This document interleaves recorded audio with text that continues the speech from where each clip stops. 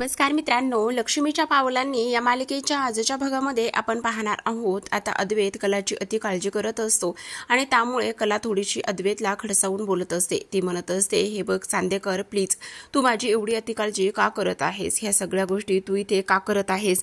Please तू असं काहीही करू नकोस आणि त्याचसोबत हे तुझं असं वागणं मला त्रास देत आहे असं कला इथे अद्वैतला सांगत असते. तेव्हा अद्वैतला असं वाटत असतं की नाही, खरंच मी इथे ही खरे जे आहे तिची जरा अति काळजी करण्याचा प्रयत्न करतोय का? नाही नाही नाही नाही, मी हिची अति काळजी करण्याचा प्रयत्न का करत आहे मला कळत नाही. आणि त्याचसोबत खरे जे सांगते ते अगदीच तर बरोबर आहे ना? त्यावर कला म्हणत असते, काय झालं चांदेकर, तुला माझं म्हणणं पटलंय ना? तुला माझ्या बोलण्याचा इथे राग आलाय का? असं इथे आता ती बोलत असते. तेव्हाच आता अद्वैत म्हणत असतो, नाही ग नाही, असं काही नाहीये. पण खरं सांगू का अद्वैत चांदेकर, एक गोष्ट मात्र लक्षात ठेव, सगळ्यात महत्वाची म्हणजेच की हे बघ, इथे मला अगदी मनमोकळेपणाने जगू देत. इथे तुझे नियम अटी हे सगळ्या माझ्यावर लादू नकोस. आणि त्याचबरोबर तुझी ही काळजी हे सगळं काही मला कळतंय रे, पण त्या गोष्टीचा इथे मला त्रास होऊ नये ह्या सगळ्या गोष्टी तू इथे बघ. असं इथे आता अद्वैत बोलत असतो.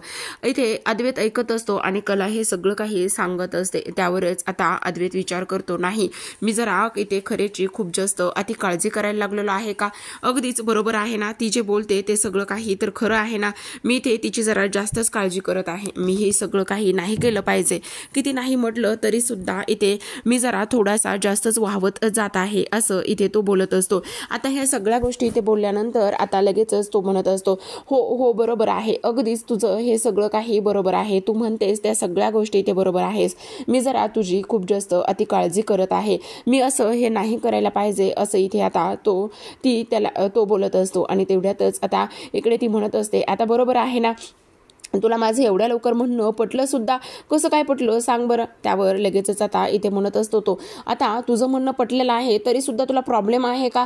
मग त्यावरती म्हणत असते, नाही रे तसं काही प्रॉब्लेम नाही, चल मला कामं आहेत ना, मग मी लगेचच कामं करायला निघून जाते. असं म्हणून आता ती कामं करायला निघून गेलेली असते.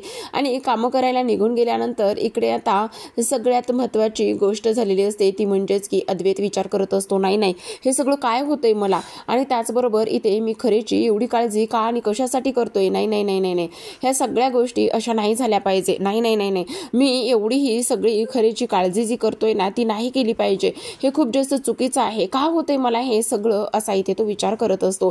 ह्या सगळ्या गोष्टींचा इथे विचार केल्यानंतर आता इकडे मात्र त्याला ते सगळं काही बोलणं आठवत असतं, ज्या पद्धतीने ती बोललेली आहे आणि ज्या पद्धतीने आपण तिच्या एवढ्या जवळ जातोय, एवढं वाहवत जातोय, त्यामुळे आपण आता इथे स्वतःलाच हरवलं गेलं पाहिजे असा इथे तो विचार करत असतो.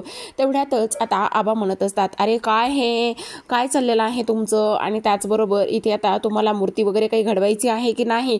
त्यावरच तो म्हणत असतो, आबा मला एक गोष्ट सांगा, ह्या बायकांच्या मनातलं कसं ओळखायचं? त्यावरच ते म्हणत असतात, अरे ह्या बायकांच्या मनातलं ओळखायचं म्हणजे की खूप मोठा टास्क आहे बघ. आणि आता तुला हे सगळं का बरं ओळखायचं आहे, का बरं करायचं आहे असं इथे तो बोलत असतो. आता लगेचच इकडे आता चांदेकरला काहीच कळत नसतं, कारण आता आबांना विचारून सुद्धा काहीच फरक पडलेला नाही आणि आबांनी फारशा काही अशा गोष्टी सुद्धा सांगितल्या नाहीयेत. आणि त्यामुळे मग मी काय करणार आहे असा विचार इथे तो करत असतो. नाही नाही नाही नाही, काही जरी झालं ना तरी सुद्धा आपण जरा थोडासा वेगळ्या पद्धतीने वेगळ्या ह्याने विचार करायला पाहिजे.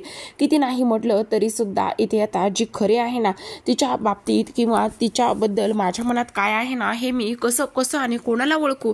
मला हे सगळं काय होतंय, ह्या सगळ्या प्रश्नांची उत्तर मला कोण देणार आहे असं इथे अद्वैत म्हणत असतो. तेव्हाच त्याच्या मनामध्ये विचार येतो, ह्या सगळ्या गोष्टींवर एकच उत्तर आहे, एकच जण हे सगळं काही करू शकतो आणि तो व्यक्ती म्हणजेच की दुसरा तिसरा कोणी नसून इथे असणार आहे काउन्सलर.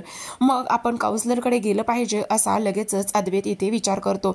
चला मग नको, वेळ वाया घालवायचाच नको असं म्हणून आता लगेचच अद्वैत दुसऱ्या दिवशी इकडे काउन्सलरकडे जातो. काउन्सलर एवढा कॉमेडी असतो की विचारूच नका. तो तर ह्या दोघांना जवळ आणण्यासाठी खूप काही प्रयत्न करत असतो. प्रत्येक दिवसापासून इथे फक्त एक ना आणि एकच चाललेलं असतं की ह्या दोघांना एकत्र आणायचं आणि ह्या दोघांना एकत्र आणून सगळ्या काही गोष्टी इथे करायच्या असं काउन्सलरचं सगळं काही म्हणणं असतं.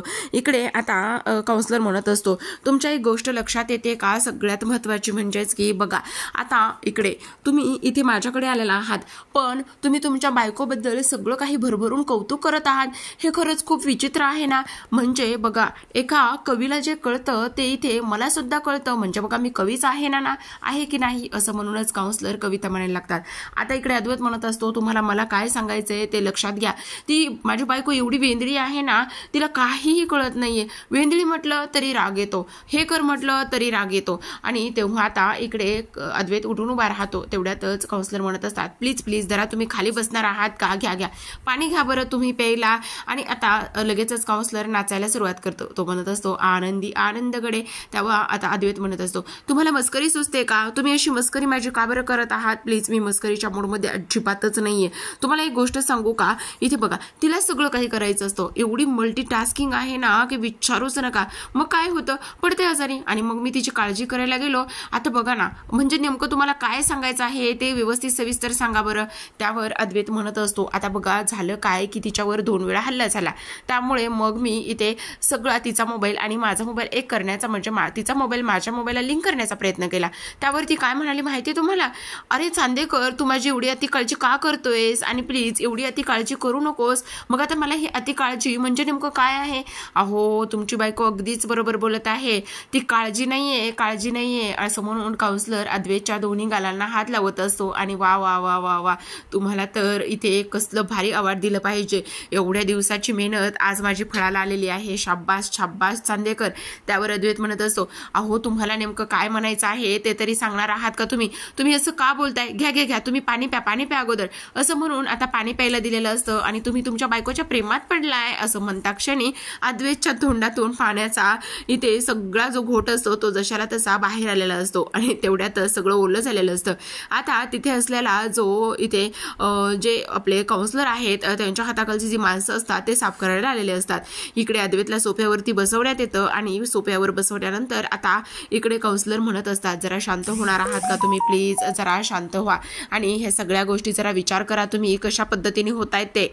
अहो तुम्हाला एक गोष्ट सांगू का, माझी बायको म्हणजे ना मल्टीटास्किंग आहे, तिला सगळं करायचं आहे, एकाच वेळी तिला सगळं करायचं आहे. मला ना कळतच नाही नेमकं तिचं काय चाललेलं असतं आणि कशा पद्धतीने ह्या ती गोष्टी करते. आता तुम्हाला एक गोष्ट सांगू का, इकडे अद्वैत भरभरून कलाबद्दल बोलत असतो, पण आपले काउन्सिलर जे आहे ते अक्षरशः इथे झोपेचं नाटक करत असतात आणि त्यांना असं वाटत असतं की नाही नाही नाही नाही नाही हे आता खूपच जास्त विचित्र पद्धतीने होते, मला तर आता काही जरी केलं तरी सुद्धा इथे आता झोपावंच लागणार आहे. बापरे. त्यावर आता इकडे तो जो नौकर असतो ते येऊन गेल्यानंतर तो म्हणत असतो, बापरे हे बायकोबद्दल एवढे बोलतायत, म्हणजे बायकोच्या एवढे प्रेमात आहेत की काय. त्यावर अद्वैत म्हणत असतो, काय काय तू आता काय बोलून गेला. तेव्हा काउन्सिलर म्हणत असतात, अहो जी गोष्ट त्यांना कळली ती तुम्हाला कळे ना, आतापर्यंत तुम्ही तुमच्या बायकोच्या प्रेमात पडलाय नाही हो, तुम्ही उगाच प्रेम वगैरे असं काही म्हणू नका बरं. तुम्ही ते दुसरं काय म्हणत होता, द्वेष. हा ते बरोबर असू शकतो, प्रेम आणि द्वेष, मी तिचा नक्कीच द्वेष करतोय असं अद्वैत बोलत असतो. अच्छा असं म्हणताय का मग तुम्ही. आता बघा मी तुम्हाला एक गोष्ट सगळ्यात महत्त्वाची समजून सांगू का, हे बघा माझी बायको म्हणजे तुम्हाला मी कशी आहे ना ते सांगतो. बघा ह्या 2 पेन्सिल आहेत.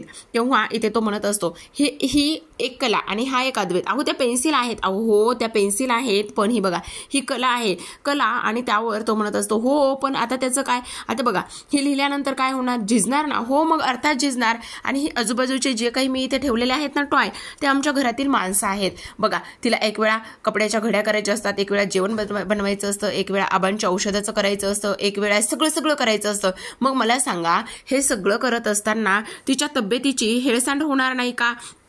आणि हे सगळं होत असताना मी तिला अनेकदा सांगतो, अगं खरे जरा स्वतःकडे लक्ष दे. अहो चांदेकर तुमच्या एक गोष्ट लक्षात येत नाही, तुम्ही खरंच तुमच्या बायकोच्या प्रेमात पडलात, प्रेमात तुमच्या ही गोष्ट लक्षात येत नाही असं इथे आता तो काउन्सिलर बोलत असतो.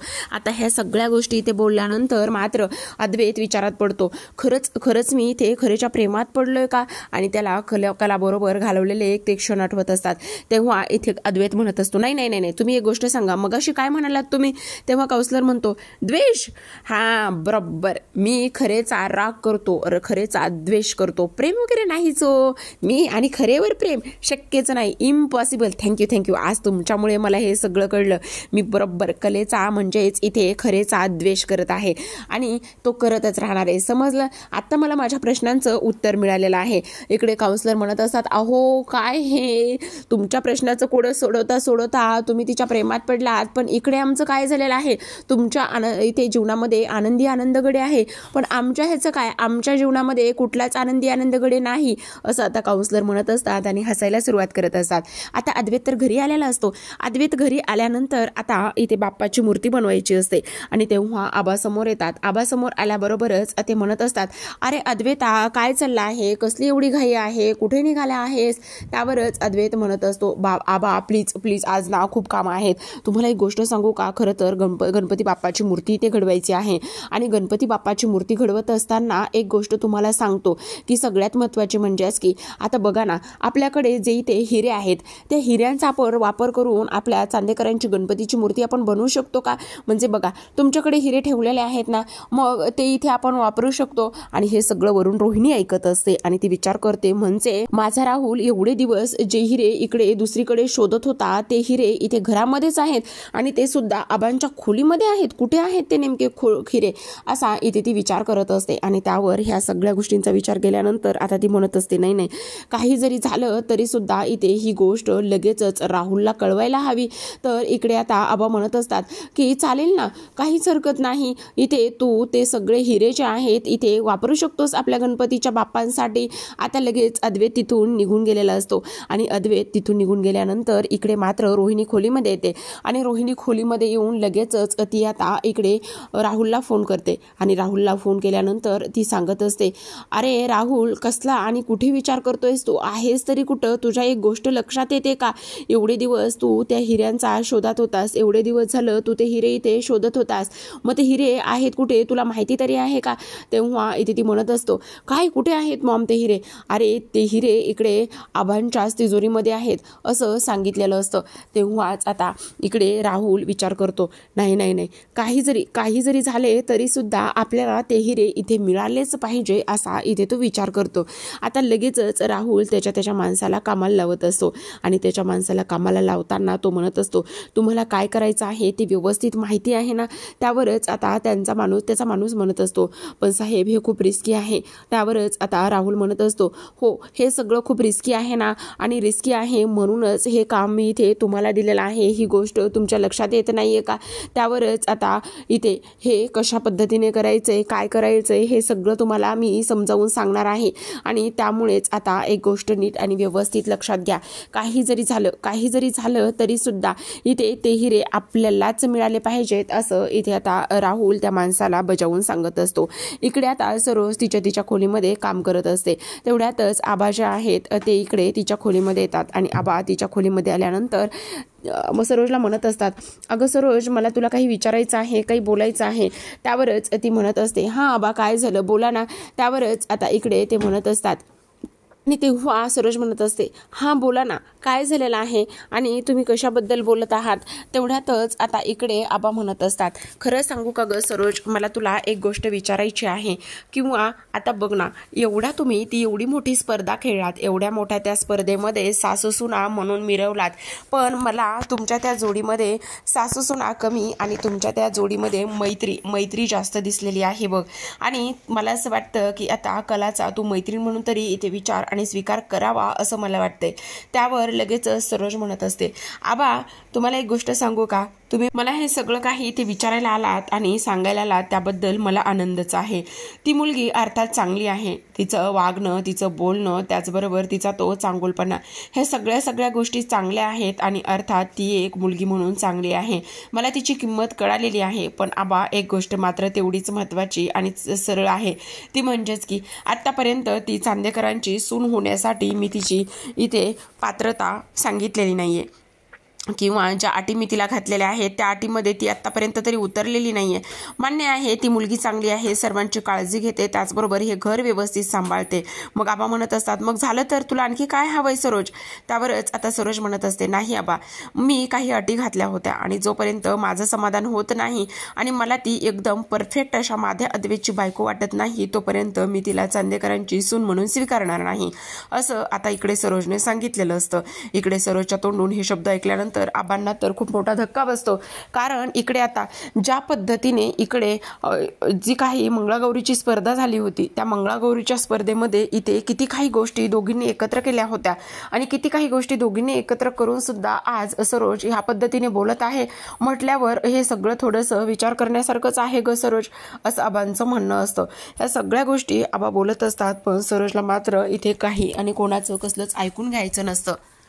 संसार करताना खूप जास्ती तडजोडी करावे लागतात, एकमेकांना सांभाळून घ्यावं लागतं, काही कमी पडलं तर ॲडजस्ट करावं लागतं आणि ती त्या सगळ्या गोष्टी करण्यासाठी तयार आहे की नाही हे मला पाहायचं आहे.